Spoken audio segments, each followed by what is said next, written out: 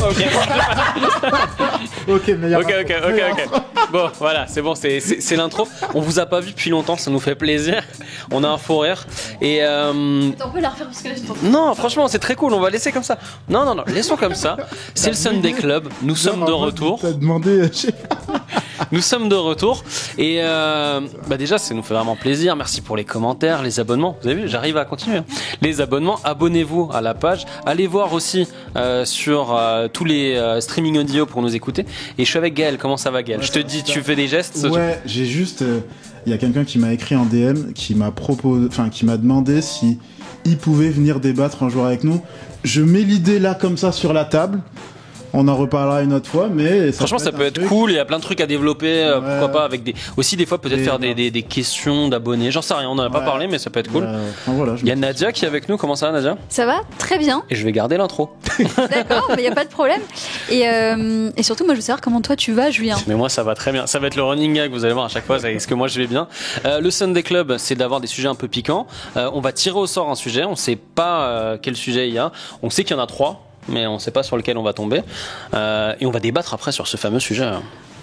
Oh, merci, d'un vrai gentleman. J'adore. C'est vrai qu'à chaque fois, moi j'oublie. Oui, c'est bon. Faut arrêter après, faut la mettre sur ta tête. C'est Nadia qui. C'est bon. Alors, le sujet, je l'adore. Le deuxième baquet Red Bull est maudit. Et on a vraiment 3 sujets avec des sujets dans le tas qui sont totalement intemporels. Là, pour le coup, on a de la chance parce que quand on tourne, on est juste avant le Japon. Donc, on a eu toutes les déclats par rapport à Liam Lawson et Tsunoda. Donc, on se laisse 5 minutes, on potasse un peu, on regarde, peut-être il y a d'autres infos entre temps. Ouais. Et puis, on se retrouve.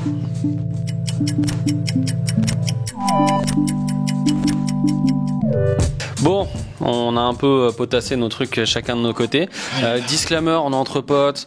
Le but c'est de parler, c'est un podcast. Voilà, donc dans les commentaires, soyez. On est à la cool.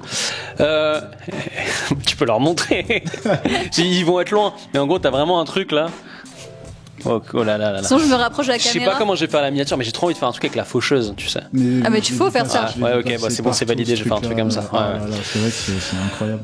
Parlons déjà un peu de 2025 avec ce qui se passe, parce que là on a de la chance, on est dans l'actu, on n'est pas toujours nous dans l'actu, parce qu'on fait pas des débriefs à chaque GP, et puis on en tourne. Voilà. Je sais pas si vous l'avez entendu, on a des villes, vive Lewis. Mais du coup, là on l'a appris, nous ça fait un jour à peu près, plus ou moins. Out Lawson, bonjour Tsunoda. Qu'est-ce que vous en pensez? Est-ce qu'il est maudit déjà ce baquet? Et puis après on ira un peu plus loin dans l'histoire. Non mais ce baquet il est pas maudit, il est juste pas adapté à tout le monde, il est même je dirais adapté à très peu de personnes. Ah, tu m'étonnes. Donc voilà. Donc c'est plutôt dans ce sens-là. En revanche, au-delà qu'il soit, pour moi, il n'est pas maudit, c'est juste qu'il est très très très très mal géré ce deuxième baquet. Et on a vu ces dernières années défiler un tas de pilotes qui se sont tous cassés les dents dessus. C'est incroyable à ce point-là. Ouais, c'est incroyable vraiment. Et encore là, on a battu un record avec Lawson qui a fait simplement 2 grands prix. Qu'est-ce que vous en pensez déjà chacun de ça? Une petite stat juste vas-y, je t'en prie. sur Lawson. Oh, ça va faire mal. Max Verstappen, il a fait 188 courses. Et Lawson, il a roulé chez Red Bull pendant 173 heures. Ah ouais, voilà, la stat fait mal. Wow. Et je pense que c'est peut-être la plus éloquente de ce qui s'est passé de tous les pilotes Red Bull. Et des qualifs en 18, 20e position. Ouais. Presque une seconde à chaque fois par tour de perdu, 8 dixièmes. Pas un baquet maudit, mais vraiment, il faut appeler Pascal le grand frère. Vous en pensez quoi déjà par rapport à Lawson et Tsunoda, ce qu'ils ont fait à Red Bull? Je trouve que pour être focus sur Liam déjà, Checo, il était un peu moqué. Ouais, totalement. Là, Liam, il y a vraiment de la peine, quoi. Tu sens que... Enfin, il y a beaucoup de monde quand même qui regrette la décision de Red Bull pour le coup, tu vois. Parce que ça n'a aucun sens de virer un pilote au bout de 2 grands prix. Et surtout, il y a de la compassion. Enfin, là, je pense que ça y est, tout le monde sait, tout le monde sent qu'effectivement, être deuxième pilote Red Bull, en fait, c'est pas un cadeau, quoi. C'est pas un cadeau. Et c'est pour ça, tu vois, en fond, je suis d'accord avec vous, mais dans l'autre sens, c'est peut-être aussi pour le protéger. J'essaie de voir le bien partout. Mais tu sais, moi, j'ai pensé à ça vraiment. Parce que là, si après chez Racing Bull ça se passe bien sur toute la fin de saison, tu vois, ça se tape un peu avec Isaac et tout, je vais pas dire qu'on va oublier ce qui s'est passé, mais ça va pouvoir aller. Là, il continue comme ça sur 2 ou 4 GP, il se grille, mais de ouf. Après, le seul truc en termes de temporalité, il a fait de la Super Formula, donc il connaît très bien le Japon, le circuit du Japon. Donc moi, j'aurais été curieux, parce qu'il connaissait pas les 2 autres circuits. Oui. Ouais. J'aurais été curieux de voir ses perfs. On va parler après de la voiture, parce que la voiture, c'est aussi très compliqué à conduire, cette voiture. Mais j'aurais été curieux d'aller jusqu'au Japon pour montrer ce dont il est capable. Après, Tsunoda est japonais. Il y a tout ça qui joue. Mais... En fait, ce qui est fou avec Lawson, c'est que quand même Lawson, finalement, la Super Formula, ça date un peu. Il a très peu roulé en F1. Il a juste fait des remplacements. Donc, à chaque fois, c'était 6 et 8 ou un truc comme ça. À chaque fois, il a peu roulé. Donc, au final, il arrive là, cette année, avec rien dans les pattes, le mec. Donc, déjà, c'est hyper compliqué. Sur 2 circuits, effectivement, comme tu dis, qu'il ne connaît pas. Avec des conditions à chaque fois avec des conditions particulières. Sur une voiture qui est loin d'être facile à piloter. On lui a pas du tout laissé l'ombre de l'aider ou de ne serait-ce que de lui laisser une chance. Effectivement, Suzuka aurait pu être intéressant, mais bon, Suzuka, Grand Prix du Japon, Honda derrière aussi qui aligne, parce que Honda paye pour que Tsunoda puisse aller rouler chez Red Bull et puisse du coup rouler à domicile chez Honda. Parce que c'est à eux, chez Honda, chez Tsunoda. Donc forcément, oui, c'est... Mais je te rejoins, c'est un cadeau empoisonné, je pense, pour Yuki, tu vois. J'allais parler de ça, voilà. En fait, c'est un cadeau respecté, tu vois, sur l'année dernière, pour moi, c'est l'une des révélations, tu vois, sur la grille, tu vois, il est constant, il est assez souvent en Q3, il fait des belles performances. Il râle un peu moins. Tu vois. Il râle un peu moins, tu vois. Et là, à la limite, tu vois, j'aurais été content pour lui si en début de saison... Il était deuxième pilote. Faire Bahreïn, travailler tranquillement. Là, il a perdu beaucoup d'heures de roulage. Comme ça, en mode, bon allez, Liam, il est capable. Vas-y, on tente. Non, surtout que c'est. Alors, pour moi, je pense que c'est un cadeau empoisonné autant que ça peut être une bénédiction. Ouais. Parce que s'il s'en sort bien, incroyable. Franchement, c'est le mec qui a tiré la Arthur. C'est Arthur qui tire Excalibur, je sais plus comment ça s'appelle. L'épée. Donc c'est ça. Mais c'est 10 piges entre guillemets de baquet maudit qu'il arrive à casser. Et surtout que ce qui est horrible pour Tsunoda, c'est que quand même, c'est pas le premier choix de Red Bull, hein. Non, parce qu'en fait, ils auraient demandé à Alpine de prêter Colapinto. Ah ouais. Et ça, on pourra bientôt faire un sujet là-dessus. S'ils n'ont pas été d'accord de le prêter, c'est qu'en gros, Dohan, on l'entend un peu, mais il va vraiment jarter. Oui, peut-être qu'on peut aussi parler du coup de la voiture pour le côté maudit, tu vois, parce que autant Lawson sur la V-Carb, enfin la Visa Cash-App, enfin la Racing Bulls, quoi. Il s'en sortait bien, et même Isaac, il a déjà dit qu'il se sentait plus à l'aise avec la Racing Bulls que la Red Bull. Là, ça va être compliqué aussi, on le voit depuis longtemps. Cette voiture, elle est compliquée à conduire. Là, normalement, ils ont travaillé pour que la fenêtre d'exploitation soit plus large. Honnêtement, on a l'impression qu'il n'y a que Verstappen qui, encore une fois, arrive à la gérer. Et en plus, elle a moins de performance qu'auparavant. Donc, ça, c'est terrible. Enfin, vous allez peut-être m'aiguiller, parce que je suis novice, mais je me dis, quel est l'intérêt vraiment pour Red Bull en tant qu'écurie de vraiment mettre tous ses œufs dans le même panier et de... Parce que ça a payé pendant quelques temps, en fait. Mais c'est pas ce qu'ils font. Ça a juste payé pour le titre de champion de Max, mais depuis 2 ans... Mais c'est pas ce qu'ils font. Tu veux dire de faire une voiture qui soit orientée que pour Max ? C'est ça. Mais la voiture, elle n'est pas orientée que pour Max. C'est-à-dire que la voiture, surtout en début de saison, elle est ce qu'elle est. Il s'avère que elle est pas forcément... C'est pas la voiture la plus facile à conduire. Néanmoins, Max Verstappen arrive à en extraire, en tout cas, le plus qui est possible. Et ensuite, lui, il la développe avec ses retours, Max Verstappen. Et effectivement, la voiture s'affine dans ses réglages, dans ses développements, dans sa direction. Mais au début, la voiture, c'est une voiture. Enfin, c'est une voiture.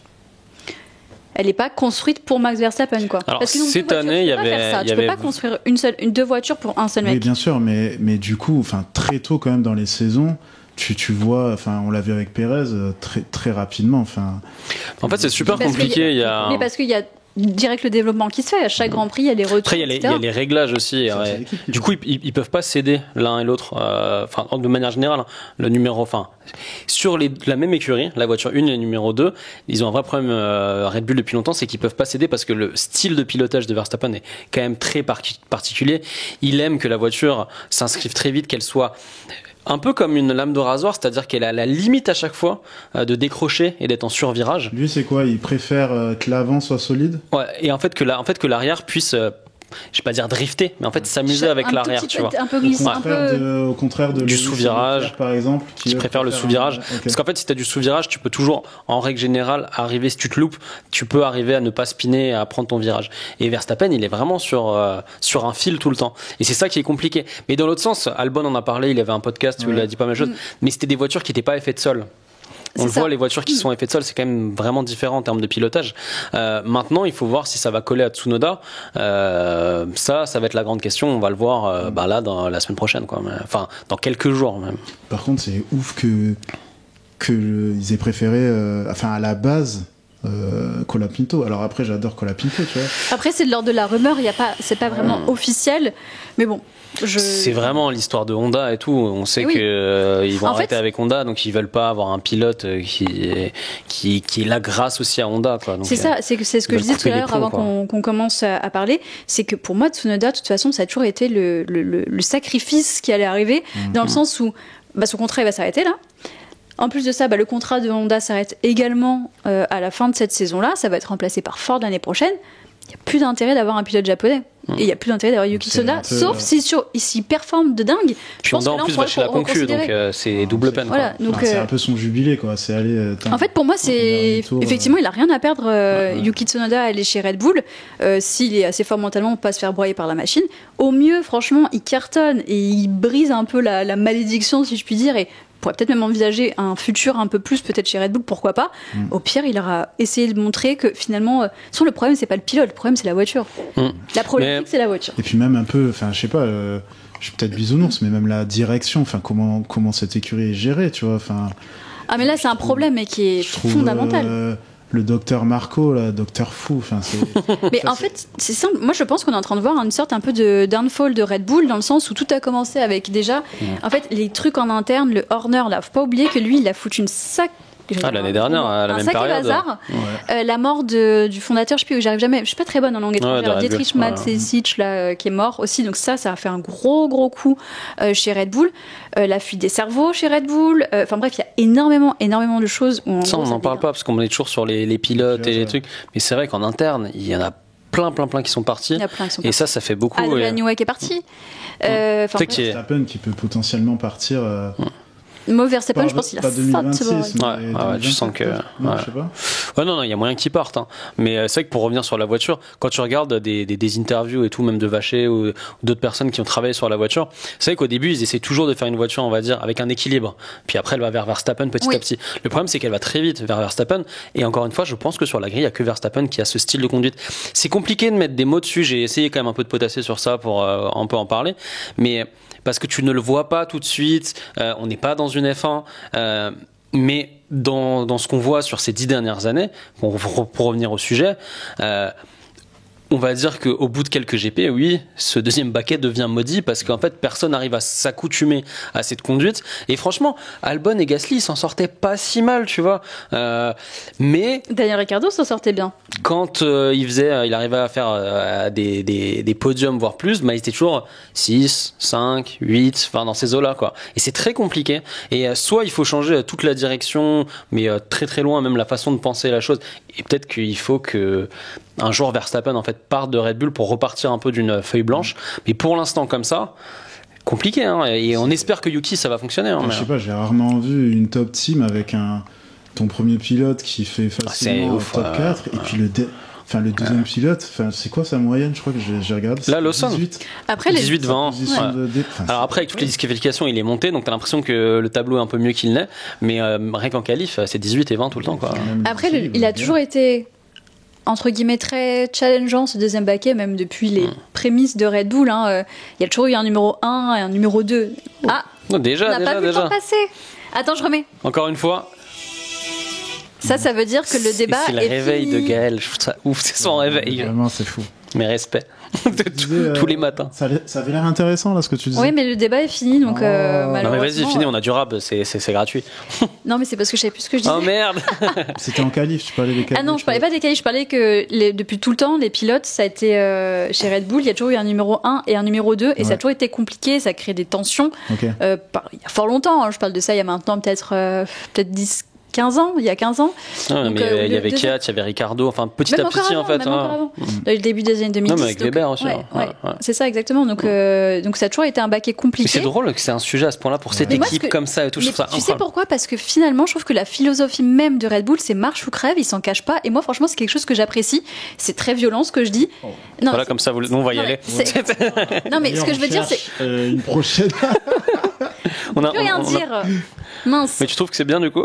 Bah, moi, quelque part, c'est quelque chose que j'admire parce qu'au final, quand tu mets les pieds chez Red Bull, tu sais exactement quelle est la philosophie. Je dis pas que j'adhère et que j'approuve, mais c'est quelque chose que j'admire parce qu'au moins, il n'y a pas de faux semblants.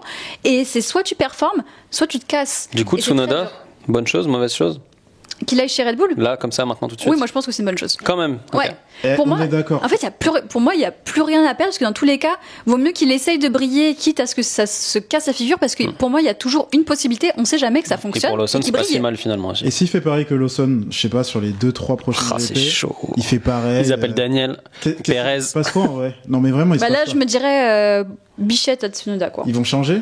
Vous pensez? Non, parce qu'il faut que je regarde, mais il y a un nombre de fois où tu Ah, peux tu changer peux de pas pilote, je pense, ok. dans la saison. Tu peux pas, à mon avis, faire festival Imagine, de pilote. hein. la Intéressant, promotion ça, d'Isaac. je Mais cherche. En fait, il faut pas qu'Isaac il aille là-bas. Ouais, mais moi j'étais Isaac content je pense que Isaac qu'il- n'est pas envisagé. Ouais, n'est ouais, pas Ah ouais, il est envisagé. envisagé. Ouais. Mais il faut pas, hein, parce qu'il peut se Ah brûler ouais, les ailes. Hein. Là, c'est ah ouais, ouais, autant ouais. pour l'instant, ça se passe quand même super bien avec Ouais, Racing Bulls et tout. Ouais. Mais il faut faire gaffe, hein, parce que sinon il T'inquiète pas, ils vont va. appeler Colapinto avant. Ah ouais, mais j'aime bien Colapinto. Non, mais t'imagines, ils appellent Daniel, Perez, truc. Non, moi, je pense Personne pas. ne va Je aller pense là-bas, pas. ça va vraiment. Non, mais de toute façon, Ils vont pas courir rappeler une ça. bagnole à la Ouais, fin, mais tu de toute sais. façon, ils feront autant de points. Un jour, tu vois un appel qui vient de l'Autriche. Tu te dis, allô? Mais Est-ce que tu vas chez Red Bull? moi je m'en fous, je suis dernier, mais moi je fais mon kiff, tu sais. J'ai plus les stats exactes en tête, mais l'année dernière, à peu près sur le même nombre de GP. Il faut qu'on finisse d'ailleurs, mais en gros avec Perez, hein, il avait, et je crois Lawson là-dedans, il y avait 49 points qui étaient gagnés quand Verstappen en avait 288. Oui. C'est un truc, c'est énorme la diff quoi, je crois 6 fois plus quoi. Donc ouais, ils sont presque tous, enfin il y a presque un seul pilote finalement quoi. Ouais. Bon, c'était cool en tout cas ce grave. Sujet petite trop bien. reprise. Pas trop Ouais. sécurisé, mais ouais, Ouais. c'était cool. Abonnez-vous à la chaîne, c'est important, le petit like et puis on se retrouve très bientôt. Yes. Ciao. Ciao, ciao. Et views.